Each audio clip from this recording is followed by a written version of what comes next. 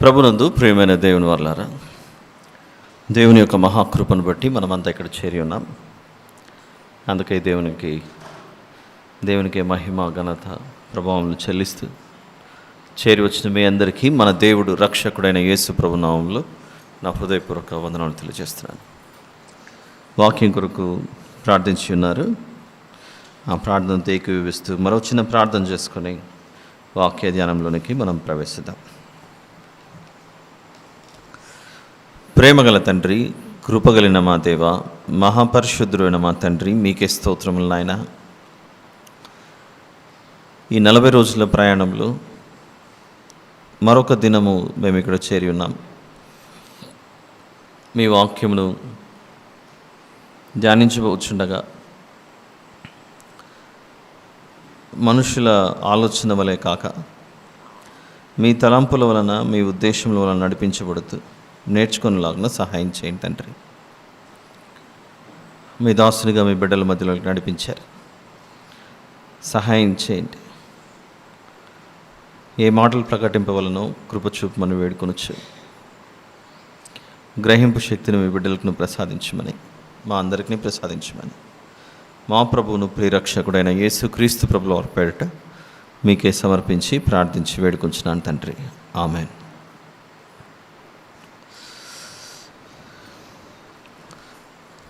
ప్రియులారా, లేవియాకాండము 9వ అధ్యాయం.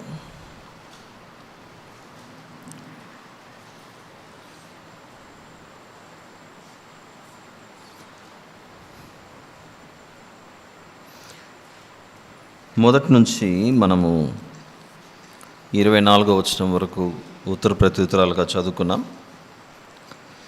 వివరణలోనికి ప్రవేశిద్దాం. 8వ దినమున మోషే అహరోనును అతని కుమారులను ఇశ్రాయేలీయుల పెద్దలను పిలిపించి అహరోనుతో ఇట్లా నేను,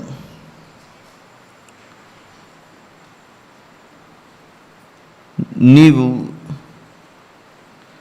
పాప పరిహారార్థ బలిగా నిర్దోషమైన ఒక కోడె దూడను, దహన బలిగా నిర్దోషమైన యొక్క పొట్టేలును యెహోవా సన్నిధికి తీసుకొని రమ్ము.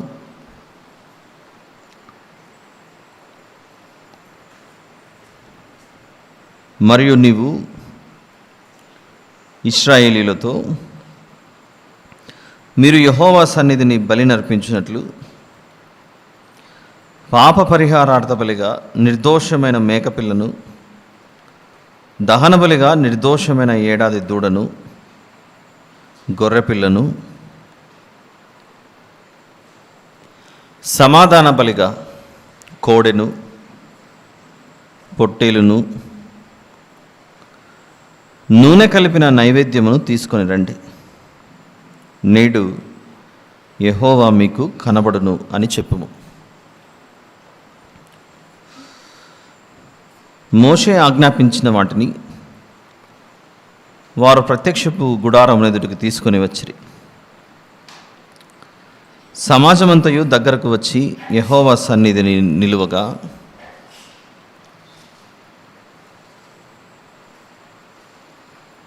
మోషే, మీరు చేయవలనని యెహోవా ఆజ్ఞాపించినది ఇదే, అట్లు చేయుడే.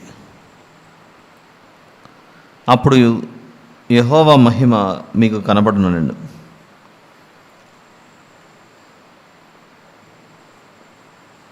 ఏం చెప్తున్నాడు ఇక్కడ? మొదటి వచనంలో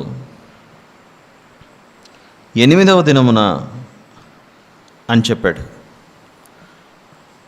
ఏమిటి ఈ 8వ దినము?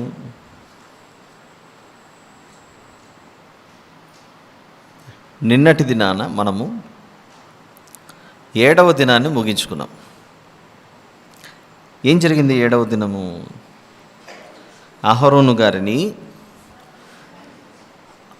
గారి కుమారులను మోషే గారు ప్రతిష్ఠించారు.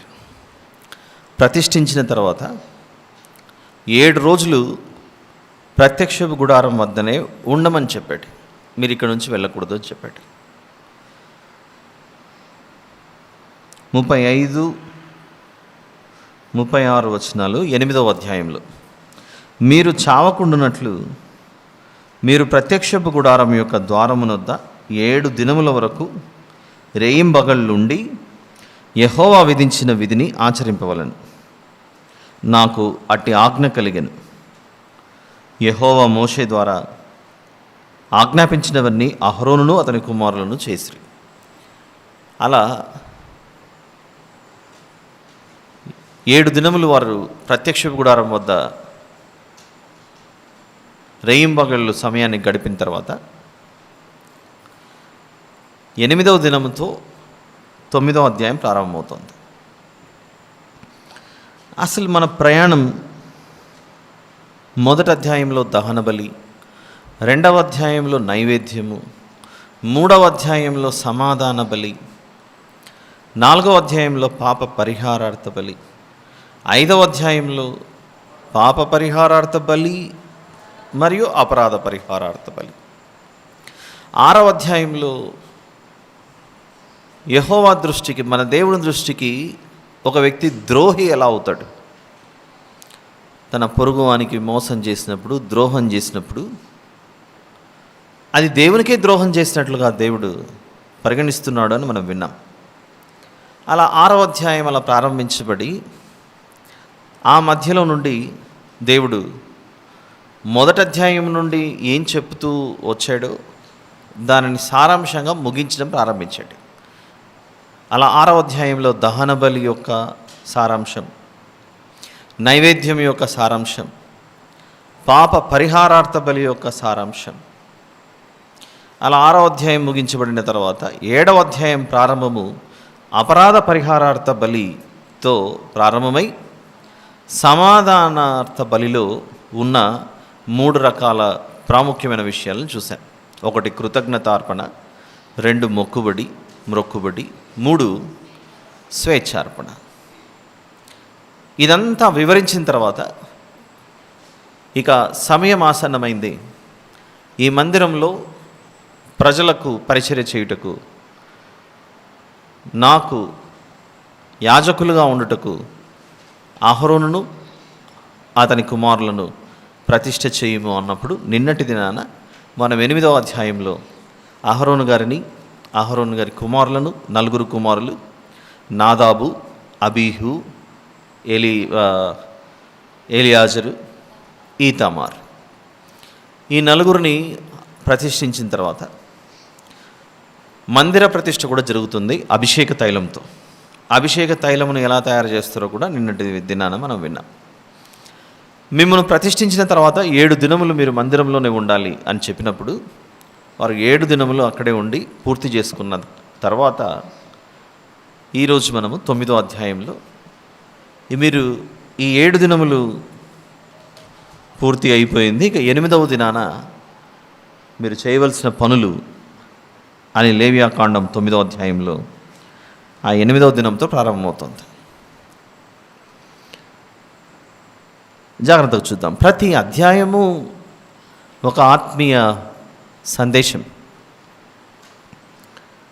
దేవుని యొక్క ప్రేమ, ఆయన యొక్క పరిశుద్ధత అనువనువున కనపడే వచనాలు ఇవన్నీ. ఏదో పొట్టేలు, కోడెదూడ అని ఆలోచించుకుంటూ ఉండే విషయాలు కావు ఇవి. చూద్దాం ఏం జరుగుతుందో. 8వ దినమున మోషే అహరోనును అతని కుమారులను ఇశ్రాయేలుల పెద్దలను పిలిపించి,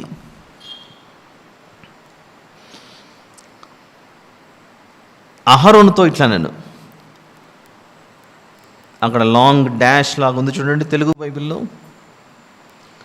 అంటే అక్కడ మనం ఫోకస్ చేసి ఎవరితో మాట్లాడుతున్నారు, ఏ సందర్భం గురించి చెప్పబడుతోంది అనేది మనము గుర్తుంచుకోవాలి. ఎవరితో మాట్లాడుతున్నారు? మోషే గారు అహరోనుతో. అహరోను గారికి ఎవరు చెబుతున్నారు? మోషే గారు చెప్తున్నారు. ఏం చెబుతున్నాడు? ఆ డాష్ తర్వాత ఉన్నటువంటి మ్యాటర్. నీవు పాప పరిహారార్థ బలిగా నిర్దోషమైన ఒక కోడెదూడను దహనబలిగా నిర్దోషమైన ఒక పొట్టేలును యెహోవా సన్నిధికి తీసుకుని రమ్ము. ఇది నంబర్ 1. ఫుల్ స్టాప్ ఉంది చూసారా? అక్కడ గీతకు ముందు ఫుల్ స్టాప్ కనబడుతుందా మీకు? అంటే అక్కడ ఒక టాపిక్ అయిపోయింది, ఒక సబ్జెక్ట్ అయిపోయింది అని అర్థం. ఇప్పుడు 3వ వచనంలో మరియు నీవు ఇశ్రాయేలీయులతో అని ఉంది. అక్కడ మరియు నీవు ఇశ్రాయేలీయులతో అంటే ఎవరికి చెప్పాలి? అహరోను గారు ఇశ్రాయేలీయులకు చెప్పాలి. నువ్వు ఇలా చెప్పాలి అని ఎవరు చెప్తున్నారు? ఆ క్లారిటీ ఉండాలి.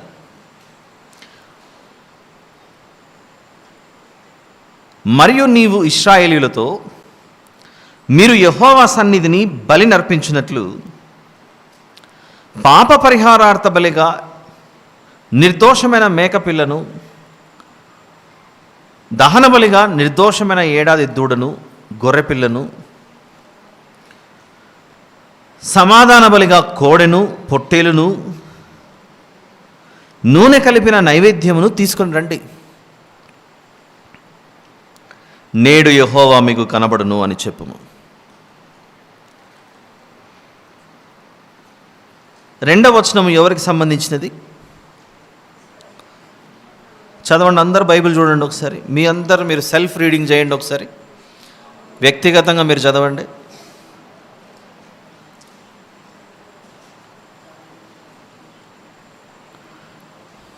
2వ వచనం మాత్రం చదవండి. చదివారా? Very good. ఇప్పుడు నేను అడుగుతున్నాను, ఎవరితో మాట్లాడుతున్నారు? Very good. మోషే గారు అహరోను గారితో మాట్లాడుతున్నారు. అహరోను గారు ఏమేమి తీసుకురావాలి?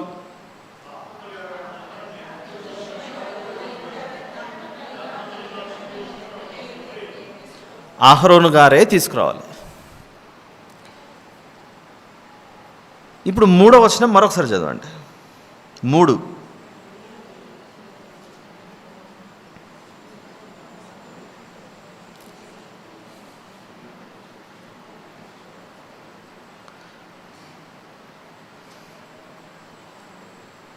అయిపోయిందా? చదివారా? 3 4 కూడా చదవండి.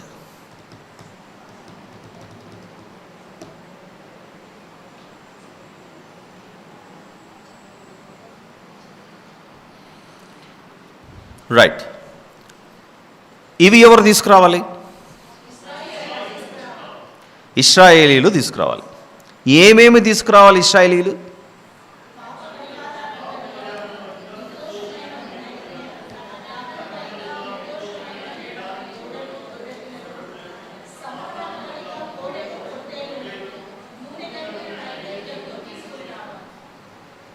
Very good. 7 దినములు అయిపోయిన తర్వాత 8వ దినం నుండి అహరోను గారు మందిరంలో పరిచర్య ప్రారంభించాలి, మొదలు పెట్టాలి. అప్పటి వరకు మోషే గారు చేస్తూ వచ్చారు అన్ని విషయాలు. నిన్నటి దినాన చూసాము, ఆయనకు డ్రెస్ వేశారు, ప్రధాన యాజకుని వస్త్రాలు, ఆయనకు స్నానం చేయించి వస్త్రాలు ధరింపజేసి ప్రతిష్ఠించి, కుడి చెవికి రక్తం, కుడి చేతి యొక్క బ్రొటన వేలుకు రక్తం, కుడి కాలు యొక్క బ్రొటన వేలుకు రక్తం, నిన్ను ఈ పనికి నియమించుచున్నాం అని నిన్నటి దినాన జరిగింది. ఇక డ్రెస్ వేసుకొని ఆ రక్తం అంతా పూసుకొని ఇంటికి వెళ్ళిపోవడానిక? కాదుగా. ఎక్కడుండి పని చేయాలి? మందిరంలో ఉండి పని ప్రారంభించాలి. ఒక పనిలోకి దిగేటప్పుడు ఆ పనికి సంబంధించిన వస్త్రం ధరించుకొని ఇక పనిలోకి దిగాలి. ఒక స్పోర్ట్స్ మ్యాన్ ఉంటాడు. ఆ డ్రెస్ కంట్రీని రిప్రజెంట్ చేసేటప్పుడు, దేశానికి ప్రాతినిధ్యం వహించేటప్పుడు ఆ స్పోర్ట్స్ డ్రెస్ వేసుకొని వెళ్తుంటాడు. అలానే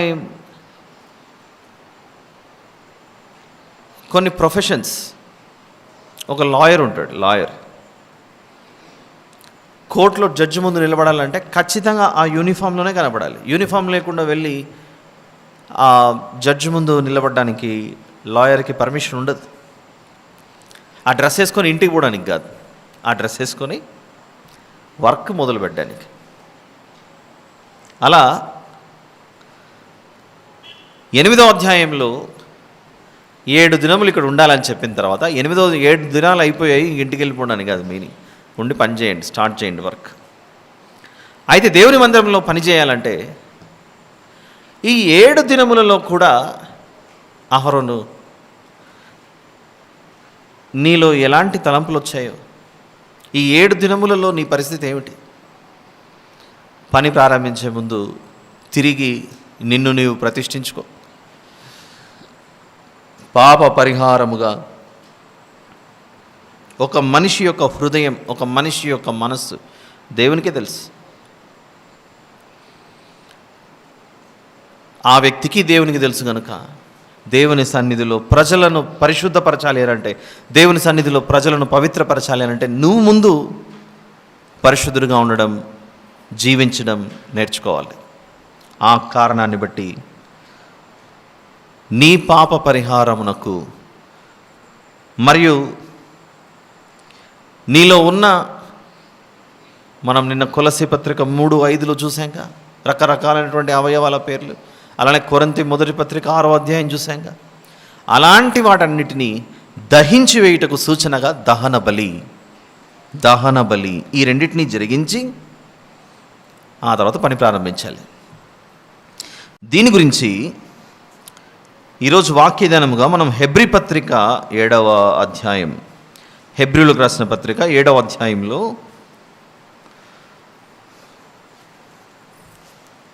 దానికి వివరణ ఇస్తున్నాడు చూడండి దేవుడు మనకు.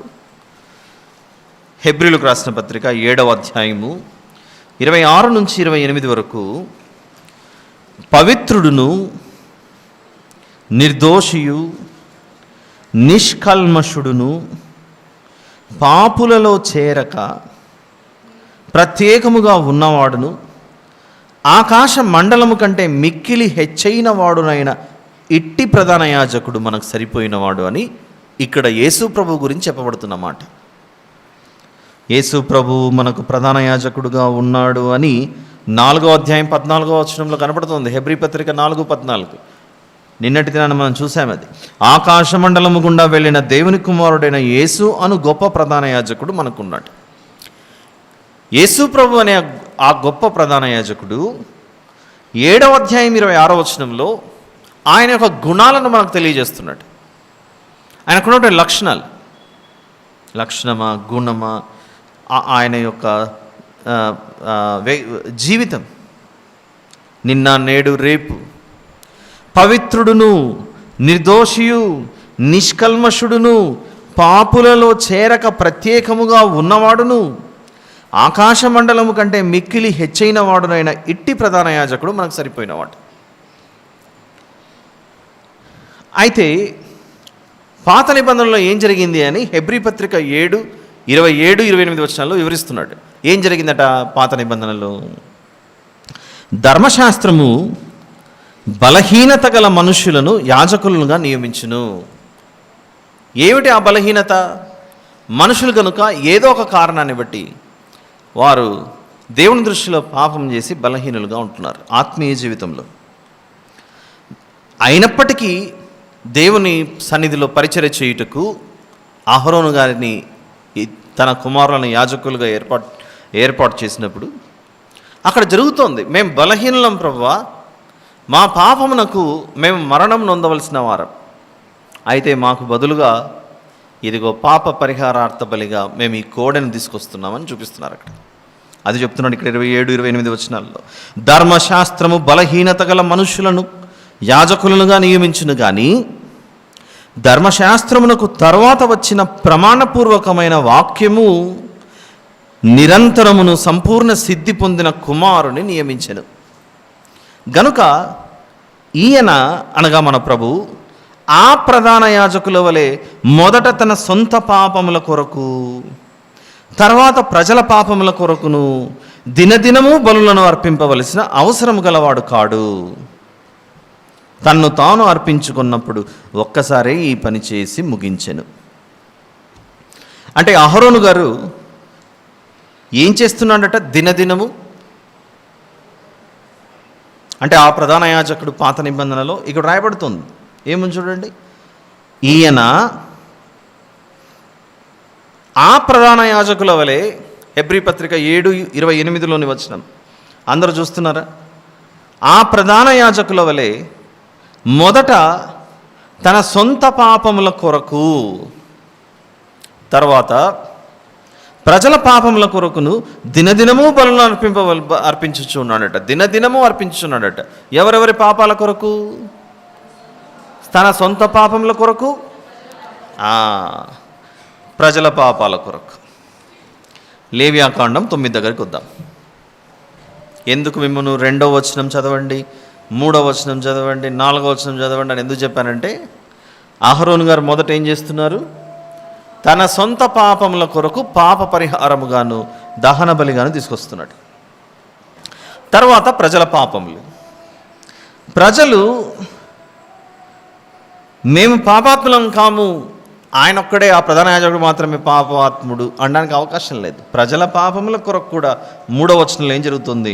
నీవు ఇశ్రాయేలుతో, మోషే గారు అహరోను గారితో మాట్లాడుతూ లేవియాకాండం 9:3లో, నీవు ఇశ్రాయేలీలతో మీరు యెహోవా సన్నిధిని బలి నర్పించినట్లు పాప పరిహారార్థ బలిగా నిర్దోషమైన మేకపిల్లను,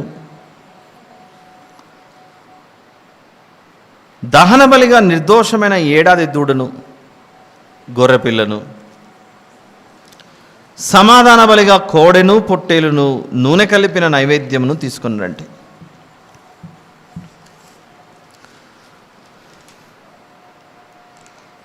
అయితే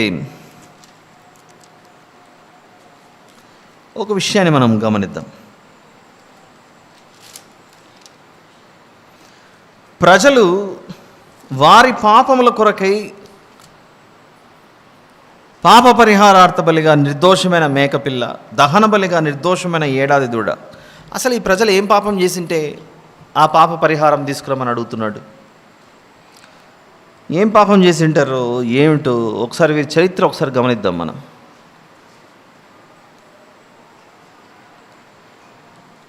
ఒకసారి ఏం జరిగిందంటే, తమ్ముడు మీద అసూయతో ఇశ్రాయేలీయులు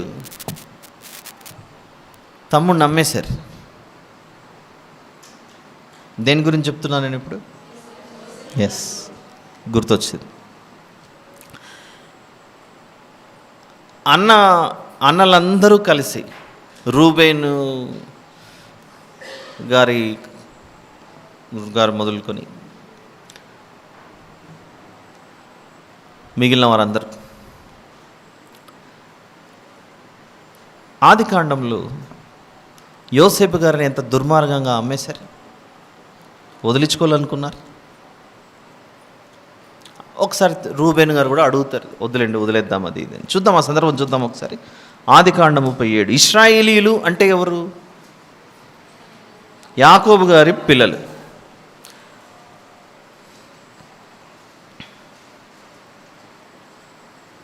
ముప్పై 37వ అధ్యాయం, book of genesis, chapter number 37.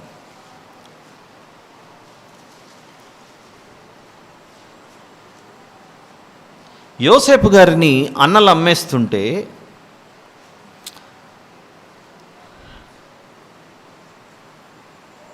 యోసేపు గారికి అన్యాయం జరిగింది అని మనకు అనిపించిందా లేదా చెప్పండి? ఎందుకు వెళ్ళాడు అన్నల దగ్గరికి? భోజనం ఇవ్వడానికి వెళ్ళాడు. వారి కడుపు నింపడానికి వెళ్తే భోజనం తీసుకొని, వారు యాకోబు గారి సంతానం ఇశ్రాయేలీయులు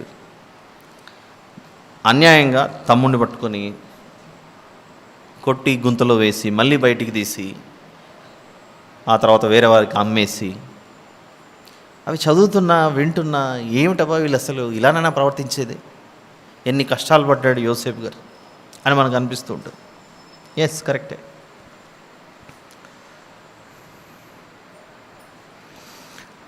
ముప్పై 37వ అధ్యాయం తీసారా? 19వ వచనం నుండి ఎక్కువ ఉంది కనుక నేను చదువుతున్నాను. వీని చంపి 19వ వచనం 37, 19 జెనిసిస్. వారు అంటే ఎవరు ఇక్కడ? ఆదికాండం 37లో యోసేపు గారి అన్నలు. ఇదిగో ఈ కలలు కనువాడు వచ్చుచున్నాడు, వీని చంపి ఇక్కడనున్న ఒక గుంటలో పారవేసి దుష్టమృగము వీని తినివేసినని చెప్పుదాం, అప్పుడు వీని కలలేమగునో చూతము రండని ఒకరితో ఒకరు మాట్లాడుకునేది. రూబేను ఆ మాట విని మనము వారిని చంపరాదని చెప్పి వారి చేతుల్లో పడకుండా అతన్ని విడిపించాను. ఎట్లనగా రూబేను అతని తండ్రికి అతన్ని అప్పగించుటకై వారి చేతుల్లో పడకుండా అతన్ని విడిపింపదలచి, రక్తము చిందింపకుడి, అతనికి హాని ఏమీ చేయక అడవిలోనున్న ఈ గుంటలో అతని పడద్రోయుడని వారితో చెప్పాను. యోసేపు వారి చేతులలో పడకుండా అతన్ని విడిపింపదలచి, రక్తము చిందింపకుడి, అతనికి హాని ఏమీ చేయక అడవిలో ఉన్న ఈ గుంటలో అతని పడద్రోయుడని వారితో చెప్పాను. యోసేపు తన సహోదరుల యొద్దకు వచ్చినప్పుడు వారు యోసేపు అంగీని అతడు తొడుగుకుని ఉండిన ఆ విచిత్రమైన నిలువుటంగిని తీసివేసి అతని పట్టుకుని ఆ గుంటలో పడద్రోస్తుంది. ఆ గుంట వట్టిది, అందులో నీళ్లు లేవు. వారు భోజనము చేయ కూర్చుండి కనులెత్తి చూడగా ఐగుప్తునకు తీసుకుని పోవుటకు గుగ్గిలము మస్తకియు బోలమును మోయుచున్న ఒంటెలతో ఇష్మాయేలీయులైన మార్గస్థులు గిలాదు నుండి వచ్చుచుండరి. అప్పుడు యూదా, మనము మన సహోదరుని చంపి వాని మరణమును దాచిపెట్టినందువలన ఏమి ప్రయోజనము? ఈ ఇష్మాయేలీయులకు వారిని అమ్మివేయుదము రండి, వాడు మన సహోదరుడు, మన రక్త సంబంధి కదా, వానికి హాని ఏమీ చేయరాదని తన సహోదరులతో చెప్పాను. అందుకు అతని సహోదరులు సమ్మతించిరి.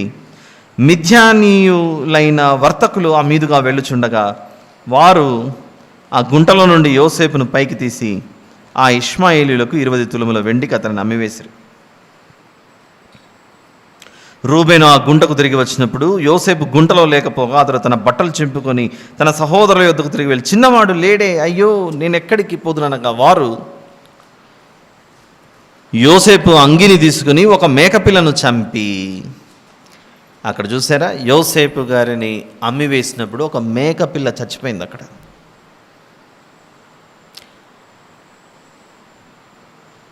తప్పు చేసింది ఎవరు? ఇశ్రాయేలీయులు. తమ్ముడిని నమ్మేశారు. ఆ తమ్ముడు అలా పోగానే ఆ తమ్ముడికి బదులుగా ఇక మేకపిల్ల చచ్చిపోతుంది.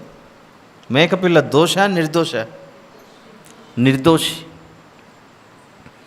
దాని రక్తంలో ఆ అంగి ముంచి ఆ విచిత్రమైన నిలువుట అంగిని పంపగా వారు తండ్రి యొద్దకు దానిని తెచ్చి, ఇది మాకు దొరికెను, ఇది నీ కుమారుని అంగి అవునో కాదో గుర్తుపట్టమని చెప్పిరి. అతడు దాన్ని గుర్తుపట్టి, ఈ అంగి నా కుమారునిదే. అలా ఏడుస్తూ ఆ పిల్లల గర్భాన పుట్టినవారు మళ్ళీ నిర్గమకాండంలో ఇంకో పని చేస్తారు. చూద్దాం ఏం జరిగిందో. 32వ అధ్యాయం నిర్గమకాండం 32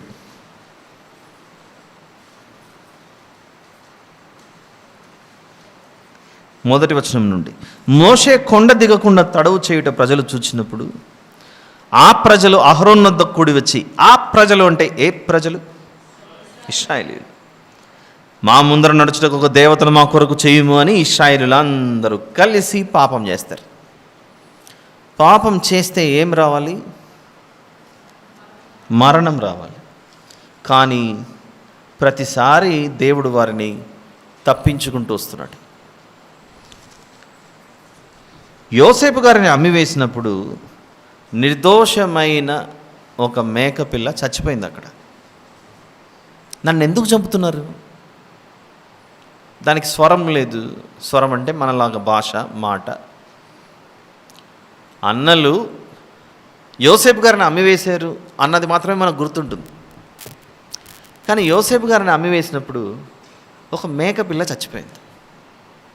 దాని రక్తంలో వస్త్రాన్ని ముంచారు, తీసుకెళ్ళి వాళ్ళ డాడీకి చూపించారు. ఏదో జంతువు అంటే ఈ ఇశ్రాయేలీయులకు దేవుడు, మీతో నేనున్నాను, మీ పాపములను నేను క్షమించి మీతో కలిసి నడుస్తాను అని చెప్పడానికి లేవియాకాండం 9లో 3వ వచనంలో నీవు ఇశ్రాయేలీయులతో మీరు యెహోవా సన్నిధిని బలి నర్పించినట్లు పాప పరిహారార్థ బలిగా నిర్దోషమైన మేకపిల్లను తీసుకురండి. ఈ ఇశ్రాయేలీయులు ఇక్కడ నిర్దోషమైన మేకపిల్లను చంపుతుంటే వారికి ఏ సన్నివేశాలు గుర్తు రావాలి? మా తండ్రులు ఒకనాడు మా తండ్రి సహోదరుడైన యోసేపును అమ్మివేసి యోసేపును చంపివేసి మేకపిల్లను బలిచ్చారు. దాని రక్తంలో ఆయన వస్త్రాన్ని ముంచారు. వారు చేసిన ఈ పనికి ఆ రోజే వారు తమ దోష శిక్షను అనుభవించ బద్దులై ఉన్నారు. కానీ ఆనాటి నుండి నేటి వరకు దేవుడు ఇంకా వచ్చుచున్నాడు. అయి ఉండొచ్చేమో. అలా ఇందాక చదువుకున్న 32వ అధ్యాయం నిర్గమకాండంలో కూడా మోషే అనేవాడు కొండ మీదకి వెళ్ళాడు. ఎప్పుడొస్తాడో ఉన్నాడో లేదో మాకు తెలియదు. మా ముందర నడుచుటకు ఒక దేవతను చెయ్యి. అప్పటికే చెప్పాడు 20వ అధ్యాయంలో, నేను తప్ప వేరొక దేవుడు ఉండకూడదని. అలాంటివన్నీ చెప్పిన తర్వాత కూడా వారిని సహించుచూ వస్తే ప్రజల పాపముల నిమిత్తమై నిర్దోషమైన ఒక మేకపిల్ల. ఈ ప్రజలకు ఇప్పుడన్నా ఆలోచన పుట్టాలి, చేసిన తప్పు మేము, శిక్ష అనుభవిస్తున్నది. వింటున్న మనకు కూడా ఒక విషయం అర్థం అవ్వాలి. ఒకటేంటి, చాలా విషయాలు అర్థం అవ్వాలి. పాపం చేస్తే మరణం తప్పదు అనేది ఒక సందేశం ఉంది అక్కడ. అయితే మనం మరణించాల్సిన దానికి బదులుగా మరొక నిర్దోషి మరణమవుతున్నారు అన్న విషయం ఇక్కడ మనకు అర్థం అవ్వాలి. 3, ఏ భేదము లేదు, అందరూ పాపం చేసి. అందుకే అహరోను గారు పరిచర్య ప్రారంభించేటప్పుడు తన నిమిత్తము పాప పరిహారం చేసుకుంటున్నాడు, ప్రజల నిమిత్తము పాప పరిహారం చేస్తున్నాడు అక్కడ. అందుకే క్రొత్త నిబంధనలో మనం చదువుకున్న హెబ్రీ పత్రికలో పవిత్రుడును నిష్కల్మషుడును నిర్దోషియు అయినటువంటి ప్రధాన యాజకుడు మనకు సరిపోయినవాడు. ధర్మశాస్త్రం ఎలాంటి వారిని నియమించింది? బలహీనత కలిగిన వారిని నియమించింది. వారు ప్రతిసారి తప్పులు చేయటము, దోషం చేయటం, మళ్ళీ అక్కడికి వచ్చి తీసుకురావటం. తర్వాత ఎప్పుడైతే ఈ పాప పరిహారము అయిపోతుందో 4వ వచనంలో చెబుతున్నాడు, సమాధాన బలి. మీరు ఇప్పుడైనా నాతో సమాధానంగా ఉండడానికి మీరు సిద్ధమా? 4వ వచనం, సమాధాన బలిగా కోడెను పొట్టేలును నూనె కలిపిన నైవేద్యమును తీసుకుని రండి. నేడు యెహోవా మీకు కనబడును అని చెప్పుము. అంటే ఏం జరుగుతుంది? ఇవన్నీ బలి చేసిన తర్వాత అప్పుడు దేవుడు మీకు కనబడును, అది స్టేట్మెంట్ అక్కడ. అంటే దేవుడు మనిషికి ప్రత్యక్షం అవ్వాలి అని అంటే ఆత్మీయంగా మనిషి వేటిని ముందు తీసి పక్కన పెట్టేసేయాలి. పాప పరిహారము జరగాలి. నడినెత్తి మొదలుకొని ఆరిపాదం వరకు మనకున్న ప్రతిదానిని, దేవునికి వ్యతిరేకమైన వాటన్నింటిని పక్కన పెట్టి దేవునితో సమాధానం పడితే అప్పుడు ఆయన ప్రత్యక్షమవుతాడట. 4 వచనాలలో ఎంత సందేశం దాగింది చూడండి. 4 వచనాలలో ఇలా చెప్తే అర్థమవుతుంది. కానీ ఒక ఇన్సిడెంట్ నా జీవితంలో లేదా మా ఇంటి జీవితంలో జరిగినది మీతో షేర్ చేస్తాను. ఒకరోజు ఆఫీస్ పని మీద నేను ఢిల్లీ వెళ్ళాను. అక్కడ 2 రోజులు 3 రోజులు ఉండాల్సి వచ్చింది. ఢిల్లీ నుంచి బయలుదేరి హైదరాబాద్ ఎయిర్పోర్ట్లో దిగిన తర్వాత వెంటనే సంగారెడ్డి వైపు, ఏ ప్రాంతం ప్రసాద్ అది నువ్వు వచ్చావు, సంగారెడ్డి వైపు ఢిల్లీ నుంచి సాయంత్రం 5 గంటలకు 4 గంటలకు దిగాలి. దిగిన తర్వాత సంగారెడ్డి వైపు పబ్లిక్ మీటింగ్ ఉంది. అంటే ఎయిర్పోర్ట్లో దిగి డైరెక్ట్గా నేను సువార్త పని మీద మీటింగ్కి వెళ్ళాలి. అయితే నేను ఎయిర్పోర్ట్ ఢిల్లీలో బయలుదేరుతున్నప్పుడే ఇంటి నుంచి ఫోన్ వచ్చింది. అంటే ఢిల్లీలో మార్నింగ్ నేను ఇంకా సిద్ధపరచుకుంటున్నాను. ఇంటి నుంచి ఫోన్ ఏంటంటే, బాబుకు బాగలేదు, వాడి లంగ్స్లో ఫ్లెమ్ అంతా చేరుకొని నెమ్మొచ్చి అర్జెంటుగా అడ్మిట్ చేయకపోతే బ్రతకడం కష్టమే అనే న్యూస్ వచ్చింది. I'm talking about my son Justin.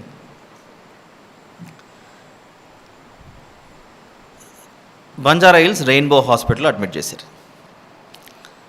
పిల్లల ఐసీయూ ఎలా ఉందంటే, అది లోపలంతా ఐసీయూ, చాలామంది పిల్లలు ఉన్నారు. పెద్ద hospital Banjara hills rainbow hospital. ఒక 2-3 బెడ్లు 4 బెడ్ల తర్వాత వాడిని పెట్టారు లోపల. అక్కడ అద్దం ఇటువైపు వాళ్ళ అమ్మ ఉంది. నేను ఢిల్లీ నుంచి రావాలి, మీటింగ్కి వెళ్ళిపోవాలి, కొడుకు బ్రతికే అవకాశం లేదు, చాలా సీరియస్గా ఉంది మ్యాటర్ అని చెప్తే, సంగారెడ్డికి వెళ్ళాలి కదా, మీటింగ్కి వెళ్ళాలి, ఇక్కడేమో వీడు ఐసీయూలో ఉన్నాడు, ఏం చేయాలి పరిస్థితి? ఇప్పుడు మీటింగ్కి వెళ్ళాలా, హాస్పిటల్కి వెళ్ళి విని చూడాలి, చూస్తే ఉండమని అంటారు. సరే ఏదైతేనేమి అలా పోతూ పోతూ టైం ఉంది, సరిపోయేట్టుకుంది, కొంచెం చూద్దామని కొడుకుని చూడడానికి రెయిన్బో హాస్పిటల్కి వెళ్ళాం. వాళ్ళమ్మ అక్కడ ఇక్కడ లోపల ఉన్నాడు, అక్కడ గ్లాస్ బయట చాలా దూరంలో, డోర్ అంత డిస్టెన్స్లో ఉంది గ్లాస్, అది అక్కడి నుంచి చూడాలి, లోపలికి అలౌ చేయట్లేదు డాక్టర్స్. ట్రీట్మెంట్ జరుగుతుంది, అసలు రాకూడదు, ఎవరు రాకూడదు. ఆ పైపులన్నీ పెట్టినారు. అప్పుడు నాకు తెలిసి వాడికి లెస్ దాన్ 2 years 2.5 years ఉన్నట్లుంది వాడికి, అంతేకాదు. ఇంకా బ్రెస్ట్ ఫీడింగ్లో ఉన్నాడు చిన్నపిల్లోడు. అక్కడ నుంచి వానికి వచ్చిన లాంగ్వేజ్లో మా మా పిలుస్తున్నాడు. నన్ను కూడా చూశాడు, గుర్తుపట్టాడు. ఇక్కడ నుంచి అరుస్తున్నాడు, అక్కడే వాళ్ళ అమ్మ ఉంది. నేను అక్కడ దూరం నుంచి చూశాను, టైం అవుతుంది మీటింగ్కి, నేను వెళ్ళిపోతున్నానని వెళ్ళిపోయాను హాస్పిటల్ నుంచి. సో అలా సంగారెడ్డి వెళ్ళిపోయాను. వాళ్ళ అమ్మ కూడా నిలబడింది. వీడేమో ఇక్కడ కేకలేస్తున్నాడు. చిన్నపిల్లోడు, పాలకూరకో ఆకలు, ఆ పైపులన్నీ పెట్టారు, తనకలాడుతున్నాడు. అక్కడి నుంచి అరుస్తున్నారు, కానీ వాళ్ళ అమ్మ చేరుకోవడానికి మాత్రం పర్మిషన్ లేదు. ఈ పరిస్థితి వింటుంటేనే కొంచెం ఇబ్బందికరంగా ఉంటే, దీనికంటే భయంకరమైన స్థితిలో కొందరు కుటుంబాలు దానిలోకి బయలుదేరి దాంట్లో నుంచి బయటకు వచ్చేస్తుంటారు. ఇప్పుడు నేను అడుగుతున్నాను, కొడుకు ఇక్కడ కనపడుతున్నాడు, కానీ తల్లి ఇక్కడికి చేరుకోవడానికి అవకాశం లేదు. కొడుకు కనపడుతున్నాడు, కానీ తల్లి కొడుకు దగ్గరికి వెళ్ళి కనీసం పాలు ఇవ్వడానికి కూడా అవకాశం లేకుండా అయిపోయింది. డోర్కి లోపల డాక్టర్స్ నర్సెస్ రాకూడదని చెప్పేశారు. ఇప్పుడు నా భార్య కొడుకుని ఎందుకు చేరుకోలేకపోయింది? మీరు ఆలోచించండి, గెస్ చేయండి. ఈ కొడుకు తల్లి దగ్గరికి చేరుకోలేకపోవడానికి కారణం ఏంటి? డోర్ మూసిందంటారా?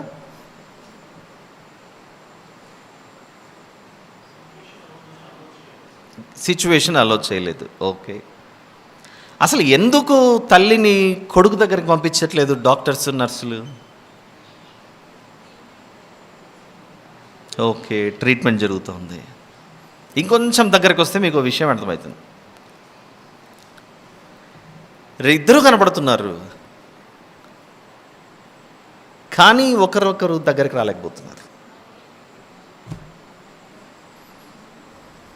చెప్పాలా? మీరు అంత ఇబ్బంది పడుతుంటే.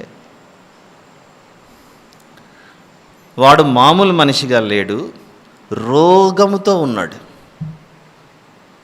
రోగంతో ఉన్నాడు కనుక, ఆ రోగము చాలా అధికంగా ఉంది కనుక, కన్నా తల్లివైనా కూడా బిడ్డను చేరుకోలేదు. రోగం ప్రస్తుతానికి లంగ్స్లో ఇన్ఫెక్షన్ కనబడుతున్నా కూడా బిడ్డ తల్లి దగ్గరికి చేరుకోలేకపోతున్నాడు. ఈ తల్లికి ఈ బిడ్డకు మధ్యలో అడ్డుగా వచ్చినది ఏమిటి? రోగం, శరీరంలో ఉన్న రోగం. శరీరం బాగుంటే బిడ్డ బాగానే తల్లి దగ్గరే ఉండేవాడుగా. ఆలోచించండి.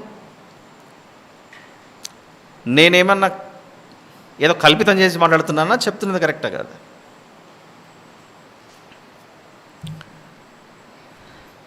బిడ్డేమో లోపల ఉన్నాడు, తల్లిడుంది, కానీ చేరుకోలేకపోతుంది తల్లి. చేరుకోవాలనే ఆశ. వీడు పసిబిడ్డ కాబట్టి అమ్మని చూసి మా అంటున్నాడు. కొంచెం మనం పెరిగిన తర్వాత మన పరిస్థితి పెరిగిన తర్వాత అంటే స్పిరిచువల్ లైఫ్, ఆత్మీయ జీవితం గురించి మాట్లాడుతున్నాను. ఆత్మీయ జీవితంలో ఒక మనిషి దేవుని దగ్గరికి చేరుకోలేకపోతున్నాడు. ఏ కారణాన్ని బట్టి? సమీపంగా రావడానికి ఎవరు ప్రయత్నిస్తున్నారు? దేవుడైతే ప్రయత్నిస్తున్నాడు రావాలని. మనిషి కూడా ఆశ ఉంటుంది. వాక్యము సువార్త విన్న తర్వాత నేను కూడా దేవుని దగ్గరికి చేరుకోవాలని ఆశ పుడుతుంది. ఇప్పుడు ఈ మాటలు వింటున్నారు.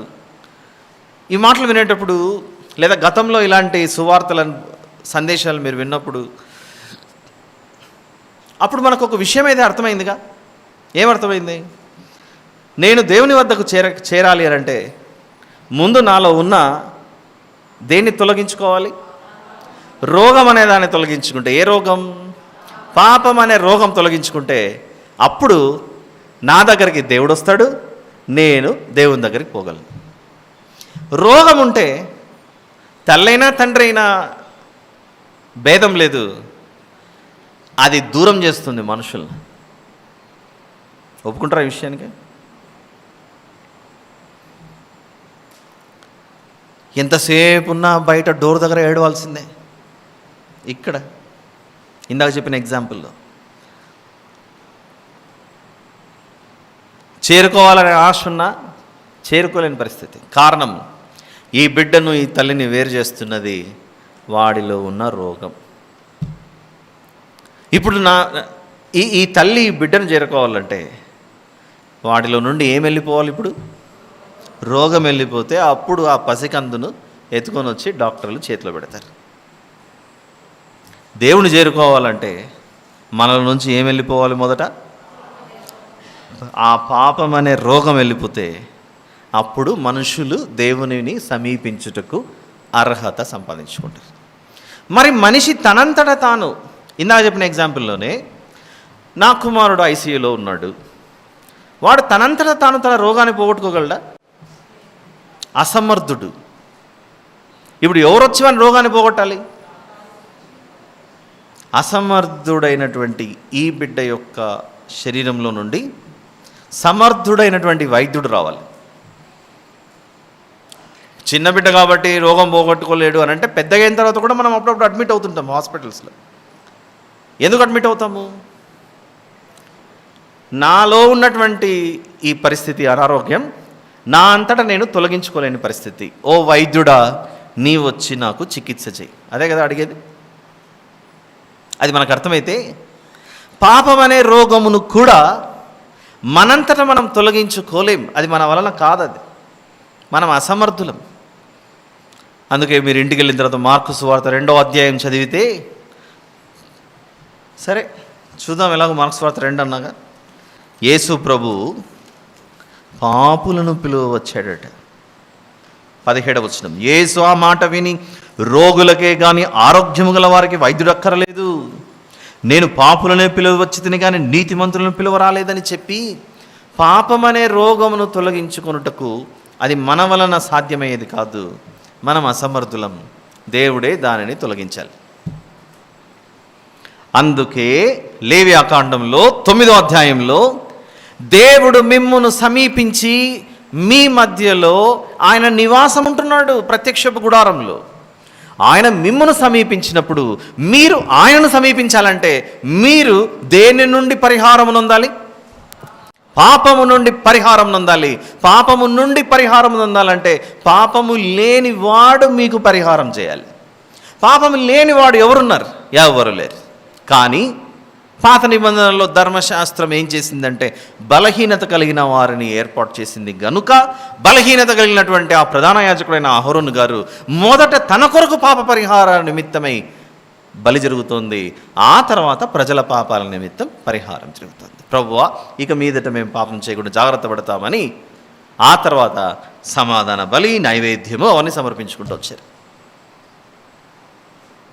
ఇవేవీ తెలియకుండా మనం పొరపాటు చేసి మొదటి 4 వచనాలు లేవియాకాండం 9లో పైన సంగతులను చూసుకుంటూ వెళ్ళిపోయామనుకోండి, ఏంటబ్బా దేవుడు కోడె దూడని తెమ్మంటున్నాడు, మేక పిల్లని తెమ్మంటున్నాడు, నీ సొంత రక్త సంబంధిని పట్టుకొని అమ్మివేశావే ఇష్మాయిలీయులకు, నిన్నేం చేయాలి? నీ తమ్ముడిని తీసుకెళ్ళి ఆ ఐగుప్తులో ఎన్ని కష్టాలు పెట్టారు, అన్యాయంగా చెరసాలలో వేశారే. ఆనాడు దేవుడు ఈ సంఘటనలన్నీ మర్చిపోయాడు అనుకుంటున్నారా? నిర్గమకాండం 32లో మీరు దేవతను చేసుకొని పోతుంటే అప్పటికి మిమ్మల్ని సహించాడే. ఇలాంటివి ఎన్నో జరిగాయి ఈ ఇశ్రాయేలీయుల మధ్య. కాబట్టి మరణానికి పాత్రులైన మిమ్మల్ని నేను ఇప్పుడు ఏం చేయాలనుకుంటున్నానంటే మరణము నుండి తప్పించాలి. మరణం నుండి తప్పించాలి అని అంటే మీకు బదులుగా ఇవి తీసుకురండి అని చెప్తున్నాడు అక్కడ. మన దోష శిక్షను నిశ్చయముగా ఆయన మోసెను. యెషయా గ్రంథం 53. మన దోషములను బట్టి నలుగగొట్టబడెను. యెషయా గ్రంథం 53:5. మన అతిక్రమ క్రియలను బట్టి అతడు గాయపరచబడెను, మన దోషములను బట్టి నలుగగొట్టబడెను, మన సమాధానార్థమైన శిక్ష అతని మీద పడెను. అందరము తప్పిపోయేము గొర్రెల వలె, మనలో ప్రతివాడును తనకిష్టమైన త్రోవకు తొలగెను, యెహోవా మన అందరి దోషమును అతని మీద మోపెను. యెషయా గ్రంథం 53 నుండి యోహాను సువార్త 1వ అధ్యాయం వరకు మనల్ని నడిపించుకుంటూ తీసుకెళ్ళడానికి ఇక్కడ జరుగుతోంది లేవియాకాండంలో ప్రాథమికమైన విషయాలు. సరే వద్దాం, లేవియాకాండం 9. అర్థమైంది కదా ఇంతవరకు మీకు? 5వ వచనం నుండి, మోషే ఆజ్ఞాపించిన వాటిని వారు ప్రత్యక్షపు గుడారం ఎదురుకు తీసుకుని వచ్చిరి. సమాజమంతయు దగ్గరకు వచ్చి యెహోవా సన్నిధిని నిలువగా, మోషే, మీరు చేయవలనని యెహోవా ఆజ్ఞాపించినది ఇదే, అట్లు చేయుడి. అప్పుడు యెహోవా మహిమ మీకు కనబడునను. మరియు మోషే అహరోనుతో ఇట్లనెను, నీవు బలిపీఠమునొద్దకు వెళ్ళి పాప పరిహారార్థ బలిని దహన బలిని అర్పించి. 7వ వచనం, తెచ్చుకున్నారు, బాగానే ఉంది ఈ జంతువులన్నింటినీ. ఇప్పుడు పని ప్రారంభించు అనగానే పని మొదలవుతుంది. ఏం పని అది? 7వ వచనంలో మోషే గారు అహరోను గారితో ఇట్లనెను, నీవు బలిపీఠమునొద్దకు వెళ్ళి పాప పరిహారార్థ బలిని దహన బలిని అర్పించి నీ నిమిత్తమును ప్రజల నిమిత్తమును ప్రాయశ్చిత్తము చేసి ప్రజల కొరకు అర్పణము చేసి యెహోవా ఆజ్ఞాపించినట్లు వారి నిమిత్తము ప్రాయశ్చిత్తము చేయుము. ఈ విషయాన్ని ఎక్కడ వివరిస్తున్నాడు మనకు? హెబ్రీ పత్రిక 7:28, 29 వచనాలలో. ఏం రాయబడింది? హెబ్రీ పత్రిక 7:27, 28 వచనాలలో, 27, 28 వచనాలు. హెబ్రీ పత్రిక 7. ధర్మశాస్త్రం బలహీనత గల మనుషులను యాజకులుగా నియమించును కానీ అని చెప్తూ అదే వచనంలో యేసు ప్రభు ఆ ప్రధాన యాజకుల వలె మొదట తన సొంత పాపముల కొరకు తర్వాత ప్రజల పాపముల కొరకును దినదినము బలులను అర్పింపవలసిన అవసరం గలవాడు కాడు. పాత నిబంధనలో ఏం జరుగుతుంది? అహరోను గారు ఈ ప్రధాన యాజకుడు అయినప్పటికీ తన కొరకును ప్రజల కొరకును ప్రాయశ్చిత్తము చేసుకోవాల్సిన పరిస్థితి వస్తుంది. 8వ వచనం, 9 లేవియాకాండం 9, 8వ వచనం. అహరోను కుమారులు దాని రక్తమును, లేదా 8వ వచనం చూద్దాం. కాబట్టి అహరోను బలిపీఠము దగ్గరకు వెళ్ళి తన కొరకు పాప పరిహారార్థ బలిగా ఒక దూడను వధించెను. అహరోను కుమారులు దాని రక్తమును అతని యొద్దకు తేగా అతడు ఆ రక్తంలో తన వ్రేలు ముంచి బలిపీఠ కొమ్ముల మీద దాన్ని చమిరి బలిపీఠం అడుగున ఆ రక్తమును పోసాను. మేము పొడవబడవలసిన వారం, మేము చనిపోవలసిన వారం. దాని క్రొవ్వును మూత్రగ్రంథులను కాలేజం మీద వాపను బలిపీఠం మీద దహించెను. అట్లు యెహోవా మోషేకు ఆజ్ఞాపించెను. 10వ వచనం భావం చెప్పగలరా ఎవరైనా? దాని క్రొవ్వును మూత్రగ్రంథులను కాలేజం మీద వాపను బలిపీఠం మీద దహించెను. ఏమిటి అవయవాల యొక్క ఉద్దేశం?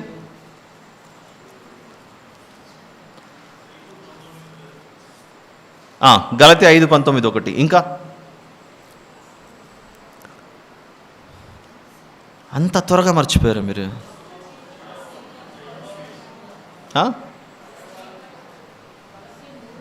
కొలసీ 3:5 వచనం. ఏముంది కొలసి 3:5? కావున భూమి మీదనున్న మీ అవయవములను అనగా జారత్వమును, ఈ అవయవాల పేర్లు నిన్న అంతసేపు చదువుకున్నాం కదండి, ఎందుకంత డౌట్ఫుల్గా ఆన్సర్ చెప్తున్నారు మీరు? కావున భూమి మీదనున్న మీ అవయవములను అనగా జారత్వమును, అపవిత్రతను, కామాతురతను, దురాశను, విగ్రహారాధన, ధనాపేక్షను చంపివేయుడి. ఇవన్నీ ఎక్కడి నుంచి పుట్టుకొస్తాయి? కరెక్ట్, హృదయం అయినప్పటికీ లేవియాకాండం 9:10-11 వచనాలలో ఒక మనిషి చాలా బలంగా, అంటే ఆ బలాన్ని, శక్తిని చూపించడానికి క్రొవ్వు అని చూపించాడు అక్కడ. క్రొవ్వును, మూత్రగ్రంథులను, కాలేజం మీద వాపను బలిపీఠం మీద దహించెను. అట్లు యెహోవా మోషేకు ఆజ్ఞాపించెను. దాని మాంసమును, చర్మమును, పాలెము వెలుపల అగ్నితో కాల్చివేశాను. అప్పుడు అతడు దహన బలి పశువును వధించెను. అహరోను కుమారులు అతనికి దాని రక్తం నప్పగింపగా అతడు బలిపీఠం చుట్టూ దానిని ప్రోక్షించాను. మరియు వారు దహన బలి పశువు యొక్క తలను, అవయవములను అతనికి అప్పగింపగా అతడు బలిపీఠం మీద వాటిని దహించాను. తలను దహించడంలో ఉద్దేశం ఏంటి? చాలామందికి తలకాయ కూర అంటే చాలా ఇష్టం ఉంటుంది. నేను ఆ తలకాయ కూర గురించి మాట్లాడట్లేదు. ఈ తలను తీసుకెళ్ళి తగలబెట్టారు, దహించారు. అక్కడ ఈ తలలోనే ప్రాబ్లం. తలలో ప్రాబ్లం ఉంటుందని యేసు ప్రభు ఎలా చెప్పాడో చూద్దాం ఒకసారి. మార్కు సువార్త 7వ అధ్యాయం. ఈరోజు మా మందిరంలో తలకాయని దహించమన్నారని తల తీసుకెళ్ళి స్టవ్ మీద పెట్టకండి ప్లీజ్. అందుకే క్రొత్త నిబంధనకు తీసుకొస్తున్నాను.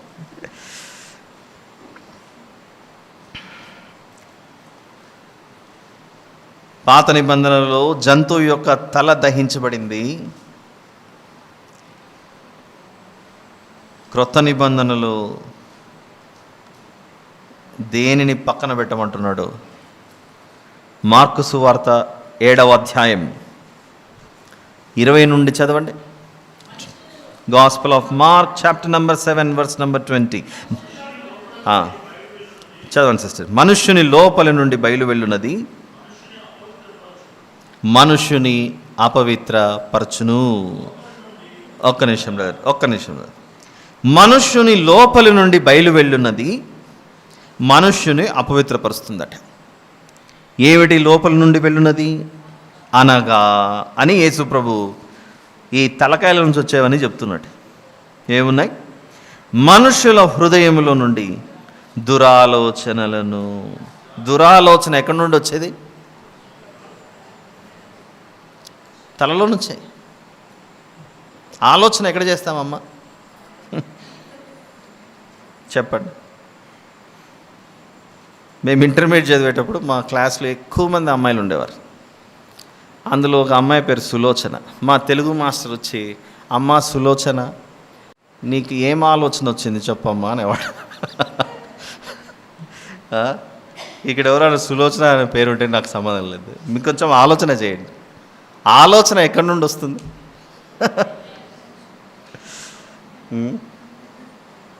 లోపల నుండి. తల 21వ వచనం. అసలు ఈ తల గురించి ఎందుకు ఆలోచిస్తున్నాం? లేవియాకాండం 9లో తల తగలబడుతుంది. ఇక్కడ తల తగలబడ్డం అంటే దహించి వేస్తున్నాడు. లేవియాకాండం 9:13 మరియు వారు దహన బలి పశువు యొక్క తలను, అవయవములను అతనికి అప్పగింపగా అతడు బలిపీఠం మీద వాటిని దహించెను. ఇప్పుడు మార్కు సువార్త 7 చూద్దాం. 21వ వచనం. లోపలి నుండి అనగా మనుషుల హృదయములో నుండి దురాలోచనలను, జారత్వములను, దొంగతనములను, నరహత్యలను, వ్యభిచారములను, లోభములను, చెడుతనములను, కృత్రిమమును, కామ వికారమును, మత్సరమును, దేవదూషణయు, అహంభావమును, అవివేకమును వచ్చును. ఈ చెడ్డవన్నీ లోపల నుండి బయలువెళ్ళి మనుషుని అపవిత్రపరచునని ఆయన చెప్పాను. ఎంత బాగుంది చూడండి, ఇవి ఎంత బాగున్నాయి కదా. అంటే నేను దీన్ని సపోర్ట్ చేస్తున్నాను కదా నా ఉద్దేశం. ఇందులో నుండి వచ్చేవన్నీ ఇవే. కాబట్టి ఇక మీదట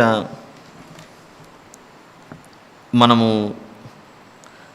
ఇవి చదివేటప్పుడు ఇదెంతో పవిత్రమైనటువంటి విషయాలు, పరిశుద్ధమైన విషయాలు నేర్పించడానికి దేవుడు ఇవన్నీ ఏర్పాటు చేశాడని మనం గమనించాలి. అతడు దాని ఆంత్రములను కాళ్లను కడిగి బలిపీఠం మీద ఉన్న దహన బలి ద్రవ్యము పైన దహించెను. ఆంత్రములను కాళ్లను కూడా కడిగి దహించాలట. ఆంత్రములు అంటే ఏం చెప్పాం మనం? ఇంటెస్టైన్స్, పేగులు. ఏమవుతున్నాయి పేగుల పరిస్థితి? కొరింథీ మొదటి పత్రిక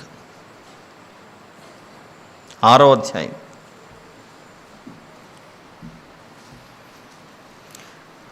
ఇవన్నీ చూస్తుంటే ఒక మంచి పరిశుద్ధమైన శరీరమును, దేహమును దేవుడు మనకిస్తే దీనిని ఎలా మనము కల్మషం చేసుకుంటున్నాము అనేది అర్థమవుతుంది. చూడండి ఇక్కడ కొరింథీ మొదటి పత్రిక 6:10-11 వచనాలలో, దొంగలైనను, లోబులైనను, త్రాగుబోతులైనను, దూషకులైనను అని, త్రాగుబోతులు దేవుడు అసహించుకున్న వాటిని స్వీకరించచ్చు.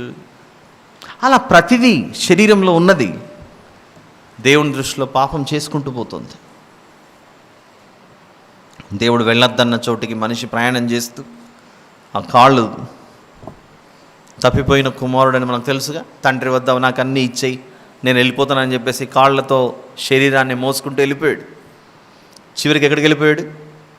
పందుల పొట్టు తినే పరిస్థితికి వెళ్ళిపోయి మళ్ళీ తిరిగి వచ్చాడు. అప్పుడు తండ్రి స్నానం చేయించి మళ్ళీ క్రొత్త బట్టలు వేసి దగ్గర తీసుకున్నాడు. తండ్రితో ఉండాలంటే నిన్న చెప్పినట్లుగా మొదట శుద్ధీకరణ జరగాలి. Cleansing, next clothing, next consecration.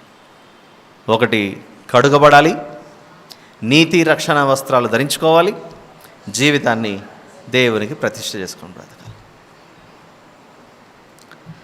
15వ వచనం, లేవియాకాండం 9:15. అతడు ప్రజల అర్పణమును తీసుకొని వచ్చి ప్రజలు అర్పించు పాప పరిహారార్థ బలియగు మేకను తీసుకొని వధించి మొదటి దాని వలె దీనిని పాప పరిహారార్థ బలిగా అర్పించాను. అప్పుడు అతడు దహన బలి పశువును తీసుకుని విధి చొప్పున దానిని అర్పించెను.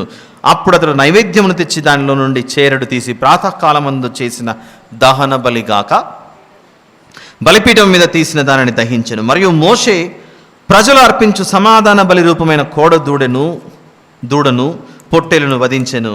అలా ప్రజల కొరకు, తన కొరకు మొదలు జరిగింది, తర్వాత ప్రజల కొరకు. ఇక సమాధాన పడండి. ఎప్పుడు దేవునికి విరోధంగా ఎన్ని నాళ్ళు జీవిస్తారు? చేసిన పాపాలు చాలని అందరినీ దేవునితో సమాధానం. ఎందుకు ఇవన్నీ జరుగుతున్నాయి? 8వ దినాన సీక్వెన్స్ ఆఫ్ ఈవెంట్స్ మర్చిపోకూడదు. ఒక అధ్యాయం వింటున్నామంటే మనం ఈరోజు ఇదే వింటున్నాం మన మైండ్లో ఉండకండి. మనం మొన్నటి వరకు అంతకుముందు విన్న విషయాలన్నీ వరుస క్రమంలో చూడాలి. అందుకే మన సండే చెప్పానో లేదో నాకు తెలియదు, ఇక్కడ బైబిల్ని ఎప్పుడు కూడా ఒక కంటిన్యూయేషన్ స్టోరీగా చూడమని చెప్పానా? ఇక్కడే చెప్పానా? ఒక్క స్టోరీగా చూడాలి. 1 God 1 people, 1 God 1 people, ఒక్క దేవుడు ఒక్క ప్రజలు అన్నట్లుగా చూడాలి. ఆ ఒక్క దేవుడు ఈ ఒక్క ప్రజలు అంటే భూమి మీద ఉన్న సమస్త ప్రజలు ఆయనతో ఉండటానికి ముందు ఆయన ఏం చేస్తున్నాడంటే మనుషులను పరిశుద్ధపరుస్తున్నాడు, పవిత్రపరుస్తున్నాడు. 18. మరియు మోషే ప్రజలు అర్పించు సమాధాన బలి రూపమైన కోడె దూడను పొట్టేలును వధించెను. అహరోను కుమారులు దాని రక్తమును అతనికి అప్పగింపగా అతడు బలిపీఠము చుట్టూ దానిని ప్రోక్షించెను. మరియు వారు ఆ దూడ క్రొవ్వును, మేక క్రొవ్వును, క్రొవ్విన తోకను, ఆంత్రములను, కప్పు క్రొవ్వును, మూత్ర గ్రంథులను, కాలేజం మీది వపను అప్పగించిరి. అన్నీ తీసుకొని ఇచ్చారు. ఇక సమస్తము నీకే మా జీవితాలు. బోరల మీద క్రొవ్వును ఉంచిరి. అతడు బలిపీఠం మీద ఆ క్రొవ్వును దహించెను. బోరలను కుడి జబ్బను యెహోవా సన్నిధిలో అల్లాడించి అర్పణముగా అహరోను అల్లాడించెను. ప్రభువా, మా శరీరం ఇక మీదట సజీవ యాగముగా మీకు ఇవ్వబోతున్నాం. అక్కడేమో బలైనటువంటి జంతువుని చూపిస్తున్నాడు. ఇది ఒక శరీరం, దానికి మేమందరం చేతులు పెట్టాంగా, అవిగా చనిపోయింది, మేము చనిపోయాం. అట్లు యెహోవా మోషేకు ఆజ్ఞాపించెను.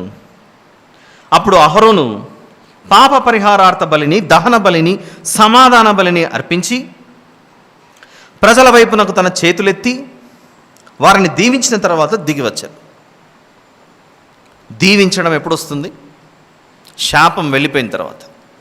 శాపం ఎలా వెళ్ళిపోతుంది? ఇదిగో ముందు దేవునితో సమాధానపడు, దానికంటే ముందు పాప పరిహారం. మనం పాట కూడా పాడతాం, యేసే నా పరిహారి అని, ప్రియ ప్రభువే నా పరిహారి. దాని భావం ఏంటి? ఆ పాట యొక్క అర్థం ఏంటి? ఒకప్పుడు పరిహారం వీటి ద్వారా జరిగింది అక్కడ, కానీ అవి తీయలేకపోయాయి మన పాపాలు. దానికి బదులుగా శాశ్వతంగా మన పాపలను తొలగించుటకు ప్రియ ప్రభువే మన కొరకు పరిహారిగా మాడాడు. 23వ వచనం, మోషే అహరోనులు ప్రత్యక్షపు గుడారంలోనికి పోయి వెలుపలికి వచ్చి ప్రజలను దీవింపగా యెహోవా మహిమ ప్రజలకందరికీ కనబడను. యెహోవా సన్నిధి నుండి అగ్ని బయలు వెళ్ళి, ఇక్కడ చూడండి 24వ వచనం, వెరీ ఇంపార్టెంట్. 4వ వచనం యొక్క స్టేట్మెంట్ 24వ వచనంలో ఫుల్ఫిల్మెంట్. 4లో స్టేట్మెంట్, అనౌన్స్మెంట్. స్టేట్మెంట్ అనడం కంటే అనౌన్స్మెంట్. 9వ అధ్యాయం 4వ వచనంలో అనౌన్స్మెంట్, 24వ వచనంలో కమెన్స్మెంట్ అనొచ్చు, లేకపోతే ఫుల్ఫిల్మెంట్. ఏం చెప్పాడు 4వ వచనంలో? సమాధాన బలిగా నేడు యెహోవా మీకు కానబడును అన్నది 24వ వచనంలో యెహోవా సన్నిధి నుండి అగ్ని బయలు వెళ్ళి బలిపీఠం మీద ఉన్న దహన బలి ద్రవ్యమును క్రొవ్వును కాల్చివేసెను. ప్రజలందరూ దానిని చూచి ఉత్సాహధ్వని చేసి సాగిలపడ్రి. మంట ఎలా వస్తుంది? అగ్ని ఎవరైనా అగ్గిపుల్ల గీసి పెడితేనే, అంతే కదా. కానీ ఇక్కడ 24వ వచనంలో ఆకాశం నుండి మన్నాను కురిపించిన దేవుడు, బండలో నుండి నీళ్లు తీసిన దేవుడు, సముద్రాన్ని 2 భాగాలుగా చేసిన దేవుడు, ఈ దహన బలిని వీటన్నిటిని ఏర్పాటు చేసిన తర్వాత ఆయనే అగ్నిని పంపించి దాన్ని కాల్చేశాడట. అది చూడండి, అది చూసి ప్రజలు సంతోషించిరి, ఉత్సాహధ్వని చేసి సాగిలపడ్డారు. అయితే మీరు ఒక విషయం గమనించండి, 22వ వచనంలో అహరోను గారు ప్రజల వైపునకు తన చేతులెత్తి వారిని దీవించిన తర్వాత అనుంది అక్కడ. దేవుడు ఎన్ని జాగ్రత్తలు మన విషయంలో తీసుకున్నాడంటే, ఒక వ్యక్తి ఇలా చేతులెత్తి దేవుని ప్రజలను ఎలా దీవించాలి అనేది కూడా నేర్పిస్తాడు. ఎలా దీవించాలో కూడా నేర్పిస్తాడు. అది సంఖ్యాకాండం 6వ అధ్యాయంలో ఉంటుంది. మీరు ప్రధాన యాజకులు కదా, మందిరానికి వచ్చిన ప్రజలతో వారు నా సన్నిధికి వచ్చినప్పుడు మీరు వారిని ఎలా దీవించాలి? అందరూ తీయండి, సంఖ్యాకాండం 6వ అధ్యాయం 22 నుండి చదువుతున్నాను. యెహోవా 22nd book of numbers chapter number 6 verse number 22 onwards. యెహోవా మోషేకు ఈలాగు సెలవిచ్చెను, నీవు అహరోనుతో అతని కుమారులతోనూ ఇలాగనుము. మందిరంలో వారే కదా ప్రధాన యాజకులు. ప్రజలు వచ్చినప్పుడు వారిని ఇలా దీవించాలంటే మీరు ఇశ్రాయేలీయులను ఈలాగు దీవింపవలెను. ఏమని దీవించాలి? 24వ వచనంలో యెహోవా నిన్ను ఆశీర్వదించి నిన్ను కాపాడునుగాక. అది స్టేట్మెంట్ 1. మొదటిది ఏంటి? దేవుడు నిన్ను ఆశీర్వదించి నిన్ను కాపాడునుగాక. 25 యెహోవా నీకు తన సన్నిధిని ప్రకాశింపజేసి నిన్ను కరుణించునుగాక. ఫస్ట్ది ఏమిటి? నిన్ను ఆశీర్వదించి నిన్ను కాపాడునుగాక. 2 ఆయన తన సన్నిధిని ప్రకాశింపజేసి నిన్ను కరుణించునుగాక. 3 యెహోవా నీ మీద తన సన్నిధి కాంతి ఉదయింపజేసి నీకు సమాధానము కలుగజేయునుగాక. ఇలా 3 స్టేట్మెంట్స్ ఇవ్వాలి. కామన్గా అంటే లాస్ట్ వర్డ్స్ ఈ వచనాల్లో చూస్తే నిన్ను కాపాడునుగాక, నిన్ను కరుణించునుగాక, నీకు సమాధానము కలుగుజేయునుగాక. కాపాడటం, కరుణించడం, సమాధానము దయచేయటం. ఎంత బాగుంది చూడండి. అలా దీవించాలి అనేది నేర్పిస్తున్నాడు. ఇప్పుడు లేవియాకాండం 9 దగ్గరికి వద్దాం. అది సంఖ్యాకాండంలో చెప్పబడింది. మరి ఈ రీతిగా దీవించాడు అని మనకు లేవియాకాండంలో ఇక్కడ చదువుకున్న ఈ అధ్యాయంలో తెలియపరచబడలేదు. మరి ఏ రీతిగా దీవించాడు అహరోన్ గారు, తర్వాత మోషే గారు ఇక్కడ మనకు తెలియదు. అయితే దేవుడు మీరు వారిని ఈ రీతిగా దీవించండి అని చెప్పాడు. ఎందుకంటే కొన్ని ఫంక్షన్స్ జరిగేటప్పుడు అంతా ఫంక్షన్ అయిపోయిన తర్వాత మీరు ముందుకు వచ్చి ఈ బిడ్డను దీవించవలసిందిగా కోరుచున్నాం అంటారు. అప్పుడు ఈ పెద్దలు వచ్చి చేయబడతారు. ఇట్లా దీవించడానికి మనం అర్హులం కాము. దీవించమని కోరడం మన బాధ్యత. ఆల్రైట్. మరి యాకోబు గారు బిడ్డల్ని ఇలా దీవించాడంటే మన దీవెనలు నెరవేర్చబడతాయో లేదో మనకు గ్యారెంటీ లేదు. ఇప్పుడు మనం ఒకరి మీద చేతులెత్తి నీ జీవితం చాలా సుఖమయం అవును గాక అన్నామనుకోండి. గాక అంటే మన గేట్ ముందర రాయల్ ఎన్ఫీల్డ్ ఉండును గాక అన్నామంటే రాదు. అది మనకు ఆ శక్తి లేదు. ఎవరు దీవించాలని అడగాలట? సంఖ్యాకాండం 6లో యెహోవా నిన్ను ఆశీర్వదించి నిన్ను కాపాడును గాక. దేవుడు. సరే, మీరు వచ్చి దీవించండి అన్నారనుకోండి. నేను నిన్ను దీవించున్నాను అమ్మ, జీవితకాలం చిరకాలం చిరంజీవిగా బ్రతుకు అని మనమనకూడదు. యెహోవా అనగా దేవుడు నిన్ను చిరకాలము కాపాడును గాక. దేవుడు నిన్ను కాపాడును గాక అనే స్టేట్మెంట్తో చేయాలి. I'm not eligible. దీవించండి అని ఆహ్వానించినప్పుడు అబ్బా నన్ను పిలిచారు నేను చాలా అని మనం కాళ్ళు ఎగరేసుకొని వెళ్ళి మీసం తిప్పి మడు నా కాళ్ళ మీద నేను చేయబెడతారంటే అవ్వదు పని. వాళ్ళ దగ్గరికి వస్తే మనము కోరాల్సినది దేవుడు నిన్ను దీవించును గాక, దేవుడు నిన్ను కరుణించును గాక, దేవుడు నీకు సమాధానం కలుగజేయును గాక అని దేవుని పేరు చెప్పాలి. సరే, టైం అయిపోతుంది కదా. ఇంత బాగా జరిగింది కదా 9వ అధ్యాయం. 9వ అధ్యాయం ఇంత బాగా జరిగిన తర్వాత పని చక్కగా జరుగుతుంది. దేవుడు కూడా వచ్చి తన అగ్నిని పంపించి దహన బలి మీద అంతటిని చేసిన తర్వాత, అంటే దహించిన తర్వాత ప్రజలందరూ దానిని చూచి ఉత్సాహధ్వని చేశారు. అలాంటి ఉత్సాహధ్వని చాలా సంతోషంతో కార్యక్రమం జరుగుతూ ఉండగా మందిరంలోనికి 2 ఎంటర్ అయ్యారు. 10వ అధ్యాయం 1వ వచనం. అహరోను కుమారులైన నాదాబు, అబీహులు తమ తమ ధూపార్తులను తీసుకుని వాటిలో నిప్పులుంచి వాటి మీద ధూపద్రవ్యం వేసి యెహోవా తమకు ఆజ్ఞాపింపని వేరొక అగ్నిని ఆయన సన్నిధికి తేగా యెహోవా సన్నిధి నుండి అగ్ని బయలుదేరి వారిని కాల్చివేసెను. వారు యెహోవా సన్నిధిని మృతి పొందిరి. పని మొదలుపెట్టాడు అహరోను గారు. అహరోను గారు పని మొదలుపెట్టిన మరుక్షణానికి 2 కొడుకులు చచ్చిపోయారు, 2 కుమారులు చచ్చిపోయారు.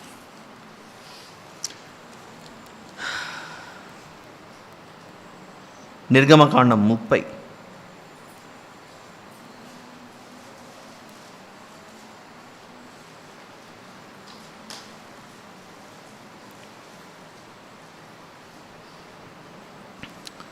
నిర్గమకాండం 30లో 7వ వచనంలో అహరోను ప్రతిదినము ప్రొద్దున దాని మీద పరిమళ ద్రవ్యముల ధూపము వేయవలను, అతడు ప్రదీపములను చక్కపరుచున్నప్పుడు దాని మీద ఆ ధూపం వేయవలను. ఇక్కడ అహరోను గారికి చెప్పాడు. తర్వాత 8వ వచనం, మరియు సాయంకాలమందు అహరోను ప్రదీపములను వెలిగించినప్పుడు దాని మీద ధూపం వేయవలను, అది మీ తరతరములకు యెహోవా సన్నిధిని నిత్యమైన ధూపము. దీపములు వెలిగించడం, దీపములు వెలిగించడం అన్నది దేనితో జరుగుతుంది? అగ్ని, నిప్పుతోనే జరుగుతుంది. అలా ఇక్కడ కొన్ని పద్ధతులు చెప్పాడు. ఏ అగ్ని తీసుకురావాలి, ఎలా దానిని వెలిగించాలి, ఇలాంటివన్నీ చెప్పాడు. కానీ ఈ అహరోను కుమారులైన నాదాబు అబీహులు మరి అక్కడ ఎలాంటి అగ్నిని తీసుకెళ్లారో మనకు తెలీదు. దేవునికి లేదా దేవుని చేత ఆజ్ఞాపింపబడని పనిని ఒకటి చేశారు వీళ్ళు. లేవియాకాండం 10 వచ్చేద్దాం, ముగిద్దాంలేండి త్వరగానే. అహరోను కుమారులైన నాదాబు అబీహులు తమ తమ ధూపార్తులను తీసుకుని వాటిలో నిప్పులుంచి వాటి మీద ధూపద్రవ్యం వేసి చక్కగా జరుగుతుంది పని. 8వ రోజు అలా పని ప్రారంభించడం లేదు, 4 కుమారులలో 2 చనిపోయారు ఉన్న పాటున. 4-2 జరిగిపోయింది. యెహోవా సన్నిధి నుండి అగ్ని బయలుదేరి వారిని కాల్చివేసిన వారు యెహోవా సన్నిధిని మృతి పొందిరి. అంటే ఏం జరుగుతోంది ఇక్కడ? దేవుడు బలి అర్పణ కంటే దేన్ని కోరేవాడు? సమూయేలు మొదటి గ్రంథం 15వ అధ్యాయం. సమూయేలు మొదటి గ్రంథము 15వ అధ్యాయము 22వ వచనం. 22 అందుకు సమూయేలు తాను సెలవిచ్చిన ఆజ్ఞను ఒకడు గైకొనుట వలన యెహోవా సంతోషించినట్లు ఒకడు దహన బలులను అర్పించుట వలన ఆయన సంతోషించిన. ఆలోచించుము, బలులు అర్పించుట కంటే ఆజ్ఞను గైకొనుటయు, పొట్టేళ్ల క్రొవ్వు అర్పించుట కంటే మాట వినుటయు శ్రేష్టము. నేను మందిరంలో ఏమేమి చేయమన్నా అవే చేయండి, దానికంటే ఎక్స్ట్రా ఎందుకు చేస్తారు? అలా అహరోన్ గారి కుమారులు 2 దేవుడు చెప్పని అగ్నిని తీసుకొని వచ్చి దేవుని ఉగ్రతకు గురై అక్కడికక్కడే పడి చనిపోతారు. యెహోవా సన్నిధి నుండి అగ్ని బయలుదేరి వారిని కాల్చివేశాను. 9వ అధ్యాయమేమో చాలా సంతోషంగా జరిగింది. 10వ అధ్యాయమేమో ఆ సంతోషం కాస్త విషాదంగా మారిపోయింది. విషాదంగా మారిందని మనం దుఃఖపడదామా? లేకపోతే అందులో దాగి ఉన్న దేవుని మనసును అర్థం చేసుకుందామా? ఏముంది దేవుని మనసు? దేవుడు బలి అర్పణలు, పరిమళ వాసనలు, లేకపోతే ఈ ధూపద్రవ్యములు, వాటికంటే ఎక్కువగా ఆయన కోరేది ఏమిటంటే మాట వినటం శ్రేష్టం. నేను చెప్పిందేంటి, నీ కుమారులు చేసిందేంటి? ప్రధాన యాజకుడు కదా, పిల్లలు చాలా గొప్పవారులే అంటే ఎవరి నీతి వారికే చెల్లుతుంది. కానీ మా తండ్రి పాస్టరు మేము కూడా గొప్పవాళ్ళేమే అనే అభిప్రాయం బిడ్డలకు రాకూడదు. ఆల్ రైట్, చూద్దాం. లేవియాకాండం 10:3వ వచనం. అప్పుడు మోషే అహరోనుతో ఇట్లా నేను, ఇది యెహోవా చెప్పిన మాట. ఆయన చెప్పాడంటే గీత దాటకూడదు. నా యుద్ధ నుండి వారి యందు నేను నన్ను పరిశుద్ధపరచుకుందును, ప్రజలందరి ఎదుట నన్ను మహిమపరచుకుందును. అహరోను మౌనముగా నుండగా మోషే అహరోను పిన తండ్రి అయిన ఉజ్జియేలు కుమారులైన మిషాయేలును ఎల్సాఫానును పిలిపించి, మీరు సమీపించి పరిశుద్ధ స్థలం ఎదుట నుండి పాలెం వెలుపలికి మీ సహోదరుల శవములను మోసుకొని పోవుడని వారితో చెప్పాను. ఆ తర్వాత ఏం జరిగిందో రేపు చూద్దాం. రేపు 7 గంటలకు మనం మెసేజ్ ప్రారంభించుకుందాం. స్టార్టింగ్ ప్రేయర్, డైరెక్ట్గా message, no song tomorrow. Okay, ప్రార్థన. ప్రేమగల తండ్రి, కృపగలిగిన మా దేవ, మీకే స్తోత్రములు నాయన. విత్తబడిన వాక్యం మీ బిడ్డలు ఆలోచించటకు సహాయం చేయమని ప్రార్థిస్తూ క్షేమంగా వారి గమ్యస్థానాలకు చేర్చమని మా దేవుడు నిజరక్షకుడైన యేసు ప్రభు నామములో అడిగి వేడుకొని సమర్పిస్తున్నాను తండ్రి. ఆమేన్.